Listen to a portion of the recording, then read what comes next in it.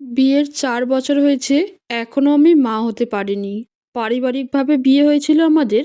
প্রথম আমি আর তুষার খুব সুখের সময় কাটিয়েছি। শ্বশুর-শাশুড়িও খুব আদর করতো আমাকে। নিজের মেয়ের মতোই ভালোবাসে। ২ ননদের তো আমার সাথে খুব ভাব। কিন্তু গত ৬ মাস ধরে শ্বশুর-শাশুড়ি, ননদেরা উঠে পড়ে লেগেছে। কেন আমার বাচ্চা হয় না? তুষারও এতদিন বাচ্চা না হওয়ায় তেমন কিছুই বলতো না। কিন্তু আজকাল তুষারও ওদের সাথে পাল্লা দিয়ে বলে, ৪ বছর কেটে গেল, এখনো কেন বাচ্চা হয় না? ওর মা-বাবা নাতির মুখ দেখতে চায়। গতকাল রাতে শাশুড়ি এসে বলল, আর কতদিন অপেক্ষা করব? বাড়িতে একটা বাচ্চাও নেই। বাচ্চা-টাচ্চা ছাড়া কি বাড়ি ভালো লাগে? নাকি শান্তি লাগে? পাশের বাড়ির শেফালির ছেলেকে তুষারের ১ বছর পরে বিয়ে দিয়েছে। ৬ মাস হয়েছে বাচ্চা হয়েছে। আর আমার ছেলের বউয়ের ঘরে এখনো কোনো বাচ্চা হলো না। আমরা কি ঠাকুমা দাদু হব না? আরও অনেকগুলো কথা শুনিয়ে গেল। বাচ্চা না হলে আমি কি করব? আমিও তো চাই আমার একটা সন্তান হোক। সে আমাকে মা মা বলে ডাকবে। ননদ রিমি এসে বলল, বৌদি, এক কাজ করলে কেমন হয়? তোমরা বরং ডাক্তারের কাছে যাও, গিয়ে দেখো কারো কোনো সমস্যা আছে কি না। রাতে তুষারকে রিমি কথাটা বলতেই তুষার বলল, ও কোনো ডাক্তারের কাছে যাবে না, পারবে না যেতে। অফিসে কাজের অনেক চাপ। অনেক জোরাজুরি করে তুষারকে ডাক্তারের কাছে নিয়ে গেলাম। দুজনেই পরীক্ষা করালাম। যত রকমের টেস্ট আছে সবগুলো টেস্টই করলাম। ডাক্তার বললেন রিপোর্ট আসতে দেরি হবে। দুজনেই অপেক্ষা করছি আর মনে মনে ঈশ্বরকে ডাকছি যেন কোনো দুঃসংবাদ না শুনতে হয়। আধা ঘন্টা পরেই তুষারের মোবাইলে ফোন আসলো, তাড়াতাড়ি অফিসে যাওয়ার জন্য। আর্জেন্ট মিটিং আছে।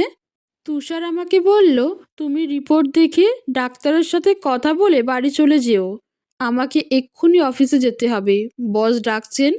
আমি বাড়িতে এসে রিপোর্ট দেখব বলেই হন হন করে হসপিটাল থেকে বেরিয়ে গেল।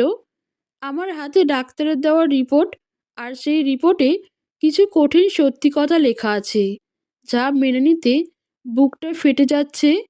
বাড়িতে আসবার পর থেকে শ্বশুর শাশুড়ির ননদেরা বারবার জিজ্ঞেস করছে, রিপোর্টে কি আসছে, ডাক্তার কি বলছে।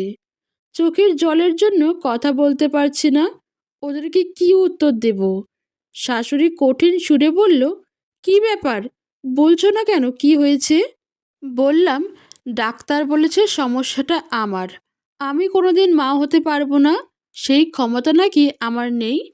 কথাটা বলার সাথে সাথেই সবাই কেমন করে যেন আমার দিকে তাকাচ্ছিল। শাশুড়ি তো রীতিমতো কান্নাকাটি শুরু করে দিল। আমার ছেলে এই জন্মে কি তার সন্তানের মুখ দেখবে না? আমাদের বংশ কি এখানে শেষ হয়ে যাবে? কি কুলাঙ্গার অপয়া মেয়ে এনে সংসারে ঢুকিয়েছে, মা হতে পারবে না। শাশুড়ির সাথে শ্বশুরের সুর মিলিয়ে বকে যাচ্ছে। ননদেরা তো যা তা বলছে।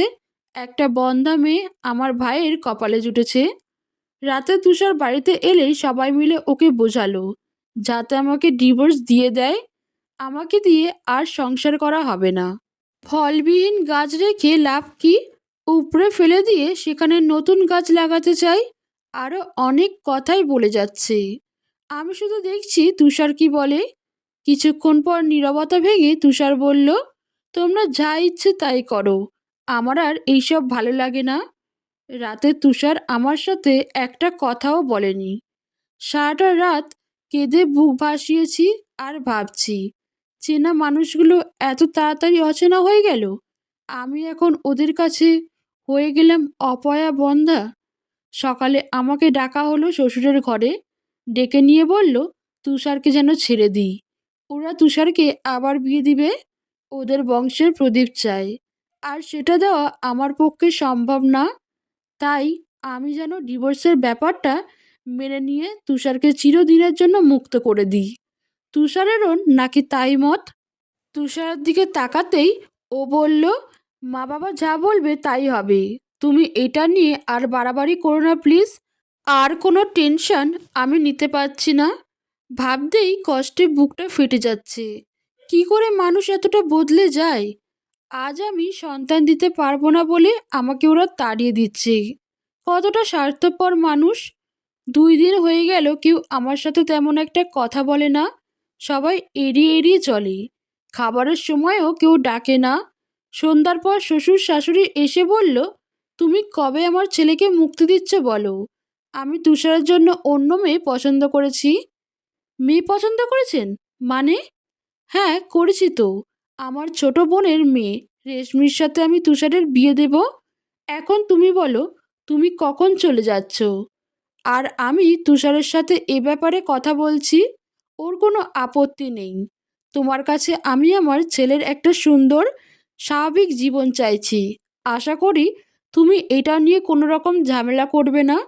তুষারের দিকে তাকিয়ে দেখি ও ওর মায়ের কথায় সায় দিচ্ছে। আমার সাথে সংসার করতে চাইছে না। সবার দিকে কিছুক্ষণ তাকিয়ে থেকে বললাম, ঠিক আছে, তাড়িয়ে দিতে চাইছেন, চলে যাব, তবে এখন নয়। যেদিন তুষারের বিয়ে হবে সেদিনই সবাইকে মুক্ত করে চলে যাব। আর ফিরবো না, কখনো জ্বালাতে আসবো না। তুষার আমার দিকে তাকিয়ে বলল, সত্যি তো? হ্যাঁ, সত্যি চলে যাব। আজ তুষারের বিয়ে মহা ধুমধামে না হলেও বেশ আয়োজনই করেছে। একটু আগে তুষারকে দেখলাম শেরওয়ানি পরেছে। আমিও বেশ সেজেছি। আমার স্বামীর বিয়ে বলে কথা, সেই সাথে আজ যে ওর মুক্তির দিন আর নতুন খুশির দিন। তুষার বরযাত্রী সহ বের হবে। আমিও ব্যাগে কাপড় গুছিয়ে চলে যাচ্ছি। এমন সময় দেখি তুষার বরবেশে সেজেগুজে রেডি হয়ে আছে। খুব হাসি খুশি লাগছে। ওকে ছেড়ে যেতে মনটা চাচ্ছিল না, তবুও যে যেতে হবে। যাবার আগে একবার দু চোখ ভরে তুষারকে দেখে নিলাম। তুষার আমার থেকে মুখটা ফিরিয়ে নিল। তুষারের কাছে গিয়ে বললাম, তোমার নতুন জীবন অনেক সুখের হোক।